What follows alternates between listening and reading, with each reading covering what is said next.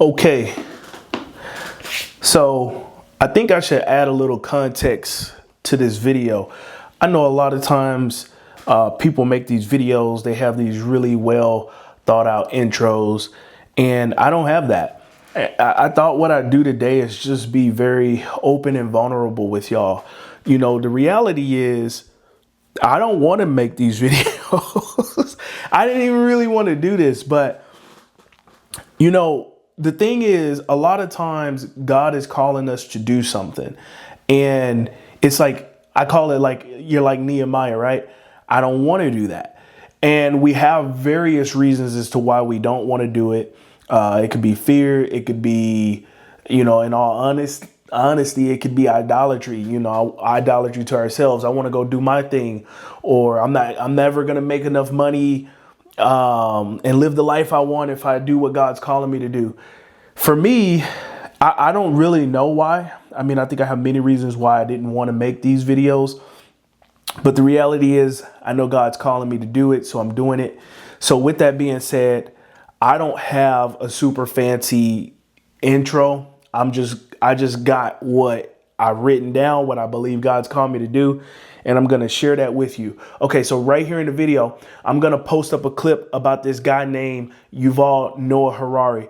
And what we're talking about today is why the world wants to control you.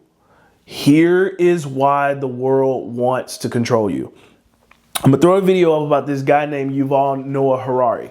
I think the most important thing to know about living in the 21st century is that humans are now hackable animals.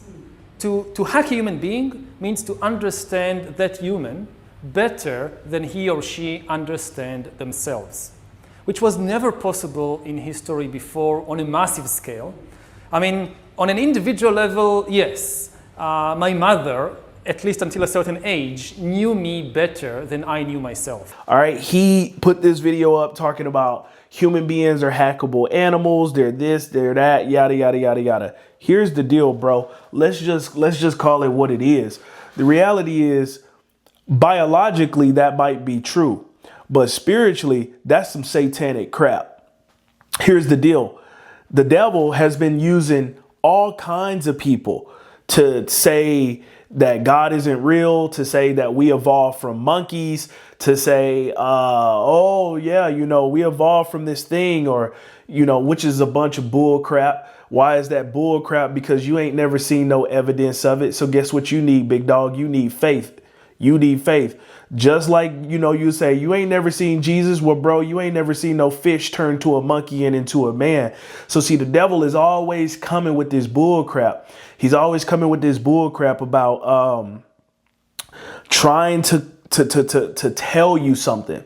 And at the end of the day, it all comes down to control. That's literally what he did in the Garden of Eden. What he wanted to do was control Eve's mind and control the decisions that she made. And so so what you see with Yuval Noah Harari talking about we can control people, they're hackable animals, at the root of it, it's the same old, the devil wanted to control a vessel. And you're going to see why the devil always wants to control a vessel. So here's why the world wants to control you. I'm going to just read it and we'll just talk about it. I'm going to read my notes that I wrote down. Number one, who is the ruler of this world?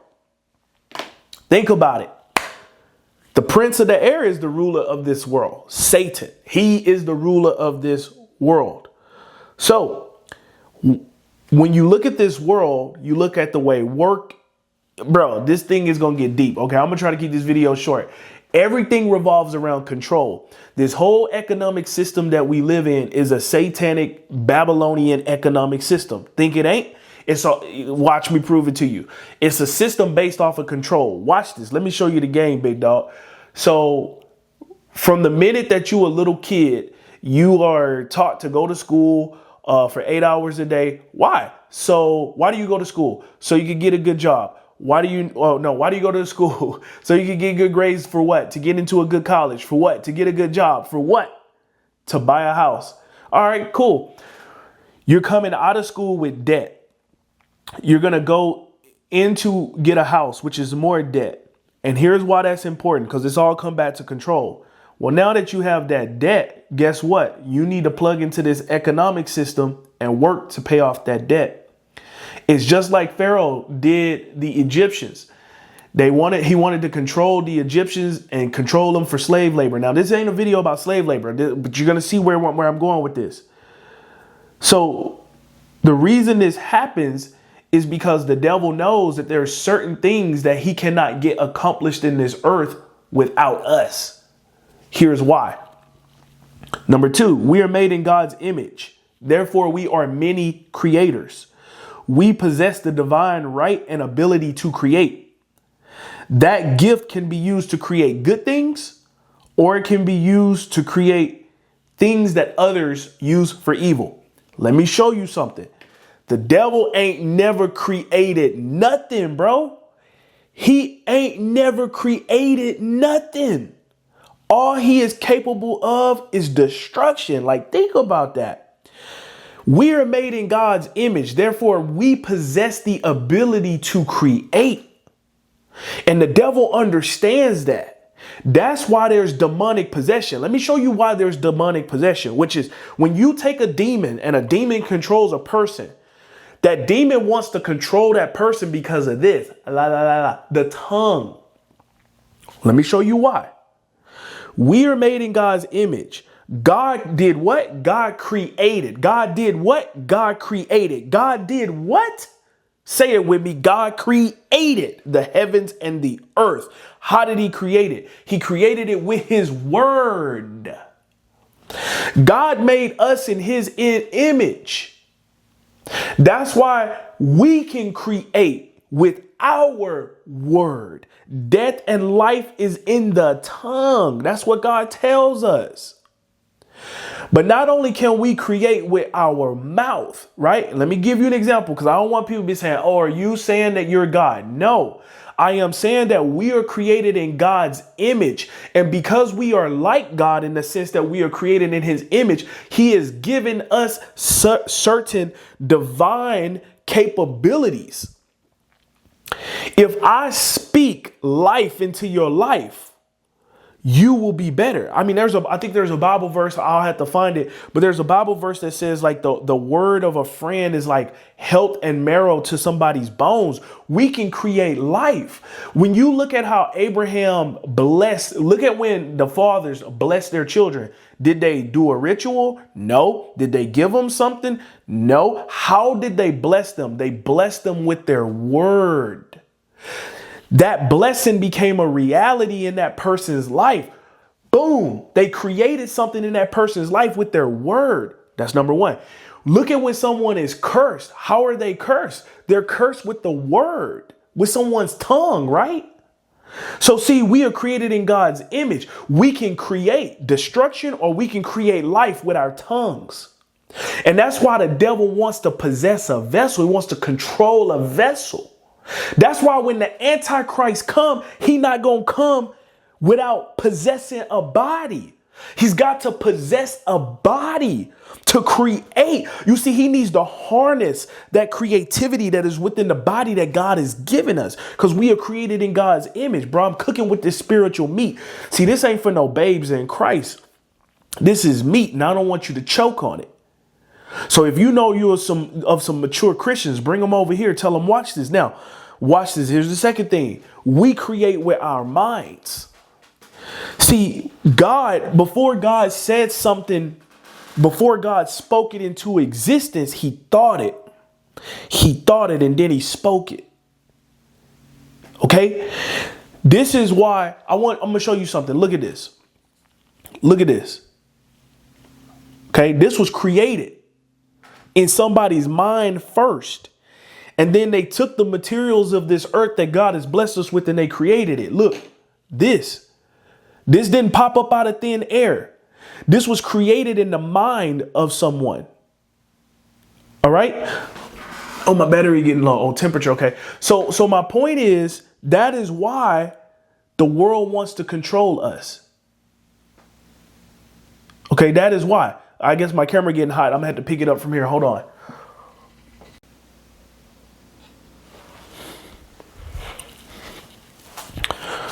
All right, I'm back. So here's what I'm saying. So Here's why the world wants to control you. Number one, you need to ask, who is the ruler of this world? The ruler of this world is Satan, him and the principalities and spiritual wickedness in heavenly places. Why does the world want to control? Why does he and everything else that's going on in this earth want to control us? Here, you look at every single thing, bro. You look at how you look at the economy. You look at school. You look at work, right? You look at creative things, right? Everything is gatekept. It's all you gotta be the right person or know the right person to get this thing done, which is a deception in itself. But here's why everything comes down to control, right? Because here's number two, we are made in God's image. Therefore, we are many creators. We possess the divine right and the ability to create. That gift can be used to create good things, or it can be used to create things that others will use for evil. So just like let me give you an example of what I mean by that. So God created, let me talk about how gifts can be used, right? So there is one thing that Satan can create. Let me take that back. He can create music. Why? Because God gave him that gift. So outside of music, Satan ain't really creating nothing else. You feel what I'm saying? Except for lies, deception, and destruction. So God created Lucifer. That's who he was in heaven. He created him with all this fancy like music and stuff. He's very beautiful, right? And so he creates music. That's why when you listen to the music, bro, all this music that be coming out of Hollywood is always full of some type of sin, some type of pain, some type of problems, right?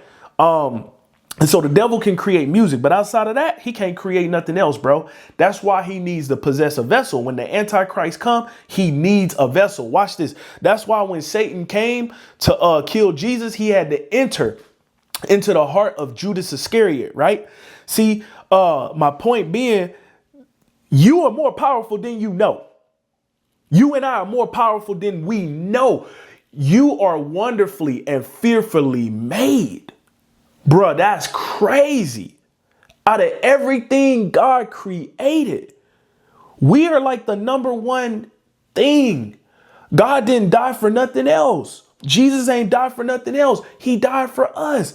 Listen, man, God created everything. He created the sun, the stars, the moons, the heavens, the earth, the birds, the bees.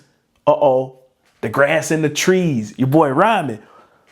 But the only thing that was created in his image is us. And just like our Father is a creator, we are creators, and the devil knows that. And you see, let me give you an example, and I'm not talking about myself, and then this is going to bring us to point 3. But my gift is my gift is speaking. God has given me the gift of speaking. Okay, let me show you like Satan, right? Satan has the gift to create music. Now, he was creating worship music, but now that he's fallen, he creates a lot of evil satanic music. Same thing. God don't strip the gift away, and he don't strip away the power of the gift. Whether you use the gift to serve him or whether you use the gift to serve yourself, whether you use the gift to uplift others and bring life, or whether you use the gift to destroy others and bring death. God's not an Indian giver. He don't take the gift away. Just like he didn't take the gift away from Satan. So let me show you what I'm saying. God has given me the gift to speak. I could speak in a way that persuades people to do something. When I was younger, people would always say to me, man, you should be a salesman. You should be a salesman. You should be a salesman. Why? Because when I would talk to them, there was something that they would see in me that would be like, man, okay, you convinced me. I'm going to do it. Right. What I didn't understand and what they didn't know was that it's not that I should be a salesman. It's that God has given me the ability to compel people to action, to compel people to think, to compel people to do, to compel people to stop. In other words, the gift that God has given me is the gift of edification, the gift of speaking. Now, when I was not a believer, and even when I was a young believer, I would use this gift to make money. I was in sales. I'd persuade people. I knew I could do it. I was really good at it, right? But God has called me to use that gift to persuade people to come to him. And the devil knows this. Corporations know this. Let me show you what I mean. We are full of energy that carries a charge, okay? When we focus our time, our attention, and our intention, there is a discharge of energy and a transference of divine creativity to make that thing come about. This is the true nature at play when people work for companies. These companies grow because of the divine creativity and energy that is the output of God's children. Okay?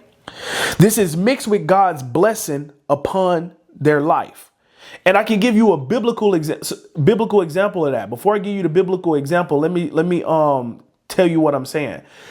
So let's just use me, for example. God has given me energy within the realm of speaking. I can use that energy to persuade people to do bad things. Even though I'm doing that, God's not going to take the anointing of my gift away.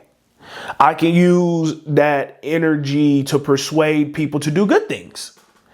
It's not that I'm good at speaking. It's not that I'm so good at sales. It's that there is a divine creativity and a divine power that comes along with that gift. And corporations know this. So think about it. And it's not just me. Let's say that you're really good at teaching. The organizations will gatekeep you using your ability, your God-given ability to teach, and they'll monetize it.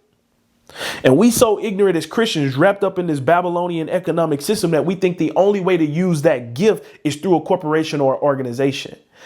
We don't need permission from people and organizations to use the gift that God has placed within us. But because the ruler of this earth has set up these systems, these false systems of power and control that we submit to, we allow the gift and the divine creativity within us to be gatekept.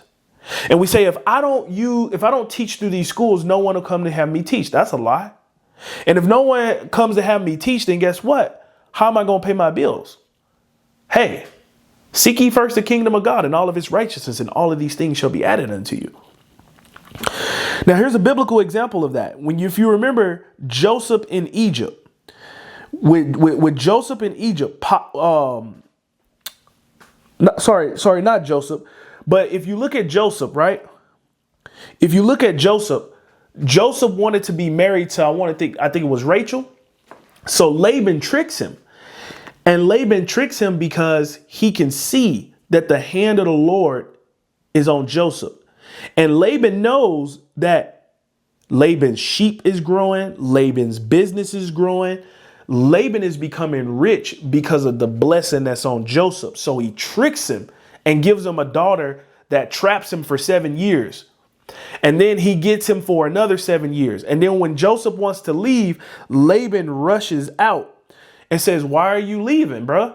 And he admits that he wants Joseph to stay so that he can continue to harness the blessing that is upon Joseph.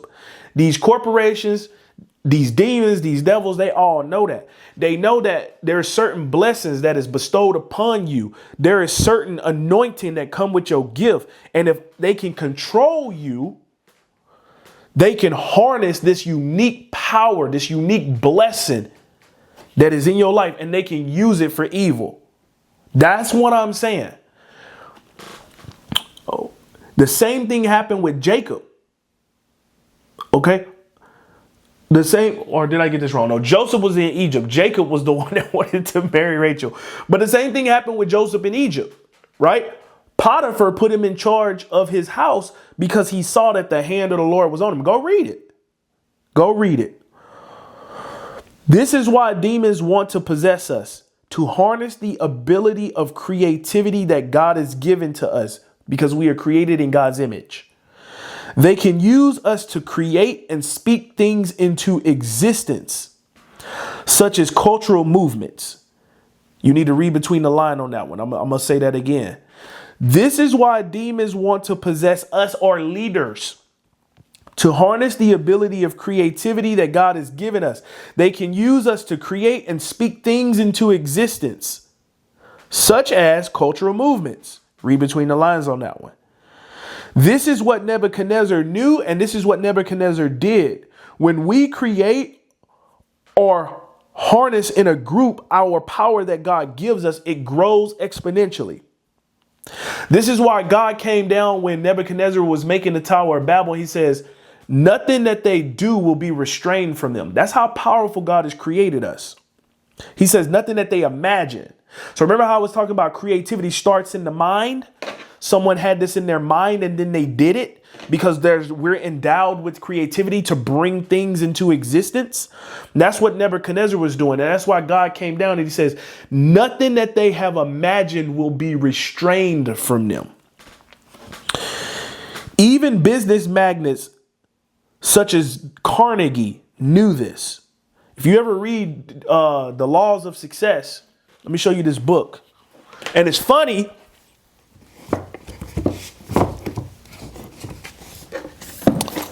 It's funny that they made this book look like a Bible. But even big business magnates know that, right? They know that. Look, man, I cannot make this up. I just opened this book and look what it says. No one who knew him intimately ever accredited Andrew Carnegie with unusual ability or the power of genius, except in one respect. And that was his ability to select men who could and would cooperate in the spirit of harmony, carrying out his wishes. But what additional ability did he need in the accumulation of his millions of dollars? Any man who understands the principle of organized effort, as Carnegie understood it, and knows enough about men to be able to select just those types that are needed in the performance of a given task, could duplicate all that Carnegie accomplished, just like Nebuchadnezzar, right? Carnegie was a man of imagination. He first created a definite purpose. So see, it started in his mind. And then surrounded himself with the men who had the training and the vision and the capacity. The capacity is the gift that's within you. The capacity necessary for the transformation of that purpose into reality. Carnegie did not always create his own plans for the attainment of his definite purpose. He made it his business to know what he wanted and then found the men who could create plans through which to procure it. And that was not only imagination, it was genius of the highest order. This is The Laws of Success by Napoleon Hill. My point is, man, there's people who know this. There's corporations who know this. The demons know this. The evil powers that be know this. We need to know this as believers. This is why the world wants to control you. This is of an absolute truth. Now that you know this, will you finally step into your divine calling and use the gift that God has given you? Or will you continue to create for others or for your own selfish gain? I opened this video up talking about how I didn't want to make these videos. I didn't want to do this, right? I have been using this gift that I had to make money. You know what I'm saying? I mean, bro, I could sell ice to an Eskimo. I could sell glasses to a blind person and shades twice on a dark night. I could do it. That's what I was doing. I was using this gift for my own gain. And that's why God says you cannot serve mammon and God. You cannot serve two masters. You will love one and you will hate the other. But you know what God says? Take my yoke upon you, for it is easy. Even though I have the gift and using the gift is easy. I mean, like I said, bro, I could sell anything. Selling is not hard. But watch this. Working for worldly masters is. It is easier to work for my master Jesus Christ using my gift for him and his purposes. All right. Genesis chapter 46.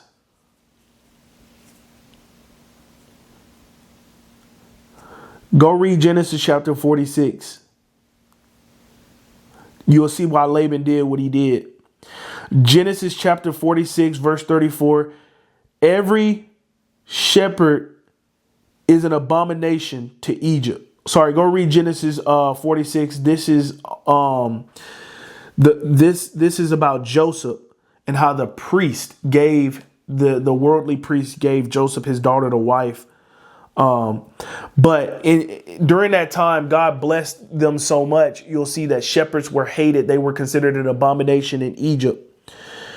In the book in Genesis 46:34, every shepherd is an abomination to Egypt, but they have a supernatural blessing. And this blessing leads to them having the best land in Egypt. And a side note is Jesus is the good shepherd. What does Egypt / Babylon think of him? So we live in a Babylonian economic system. We live in a modern day Babylonian Egyptian system.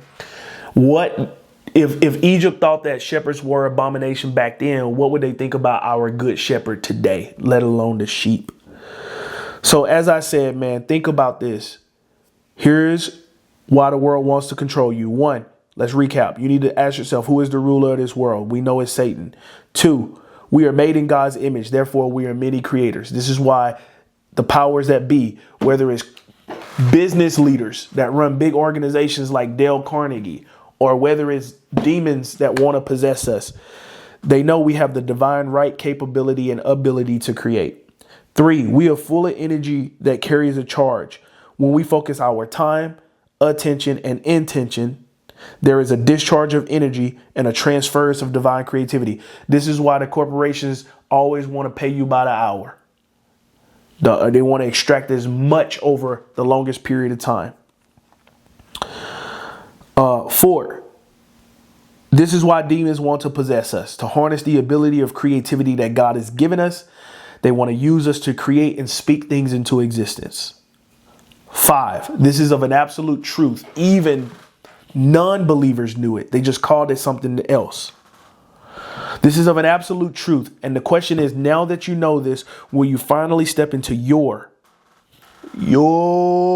let's focus, your divine calling? Will you step into your divine calling? I'm being silly, but I'm being serious. Will you step into your divine calling and use the gift that God has given you? Or will you continue to create assets for others or your own selfish gain? I'm out. See you on the next one, big dog.